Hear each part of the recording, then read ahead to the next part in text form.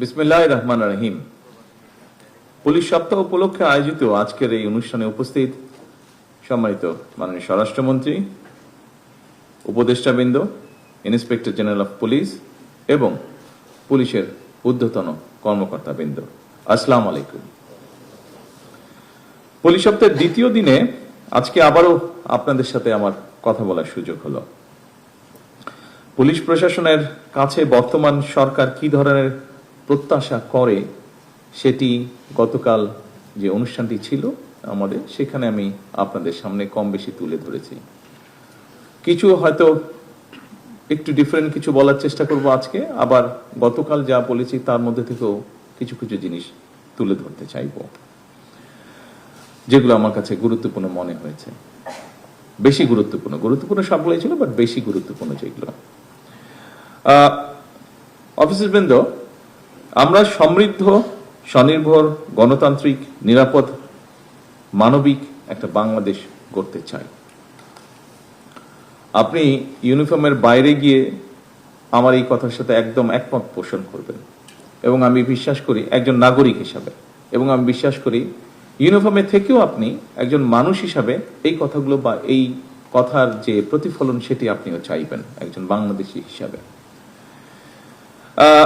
কথাটা শুধু একটা স্লোগান নয়, আমরা এই আকাঙ্ক্ষা বাস্তবায়ন করতে চাই, এবং আমরা সকলেই জানি কষ্ট হলেও, ডিফিকাল্ট হলেও, আমাদের অনেক ডিফিকাল্টিজ আছে, তারপর এটি বাস্তবায়ন করা কিন্তু সম্ভব ইনশাআল্লাহ। এবং এটা বাস্তবায়নের জন্য প্রথমেই যেটা প্রয়োজন সেটা স্বরাষ্ট্রমন্ত্রী উনি উল্লেখ করেছেন ওনার বক্তব্যে, সেটা হচ্ছে দেশের আইন শৃঙ্খলার নিয়ন্ত্রণ, জনগণের শান্তি এবং নিরাপত্তা বজায় রাখা। আজকে আপনারা যারা এই ঘরে উপস্থিত আছেন, এই মুহূর্তে সারা দেশের মাঠ পর্যায়ে আইন শৃঙ্খলা নিয়ন্ত্রণের ক্ষেত্রে কিন্তু আপনারা সরাসরি ভূমিকা রাখেন এবং রাখছেন আপনারা।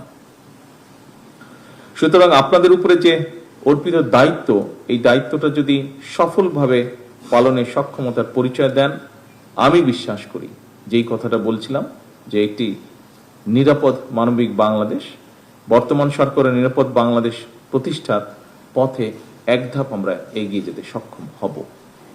আমি জানি আপনাদের লিমিটেশনস আছে, আমাদের সকলের লিমিটেশনস আছে, তারপরেও আমরা আমাদের অবস্থান থেকে যতটুকু পারি আমরা যদি চেষ্টা করি, সকলে যদি এফোর্ট নেই, আমরা এক ধাপ অন্তত এগিয়ে যেতে পারবো ইনশাল্লাহ, আমি দৃঢ়ভাবে বিশ্বাস করি। উপস্থিত অফিসারবৃন্দ, গতকালকে সারা দেশের পুলিশ কর্মকর্তা এবং সদস্যকে আমি বৈঠকে অনেকগুলো কথা বলেছি।